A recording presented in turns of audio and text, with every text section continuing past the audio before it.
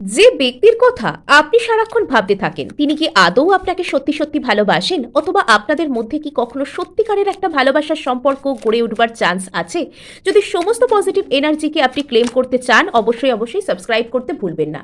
তো এখানে কালের নিয়মে এখানে ভাগ্য কিন্তু সেই দিকেই ইন্ডিকেট করছে যে আপনি যদি পজিটিভ থাকেন, তার আর আপনার মধ্যে একটা কোনোভাবে পজিটিভ সম্পর্ক, ভালোবাসার সম্পর্ক গড়ে উঠতে পারে। অনেক ক্ষেত্রে আপনাদের মধ্যে হয়তো পাস্ট লাইফ রিলেশনশিপও রয়েছে, এবং এখানে কোথাও গিয়ে আপনাদের হয়তো একসাথে মিলবাড়ি ছিল, সেই জন্যই কিন্তু আপনারা একসাথে মিলেছেন।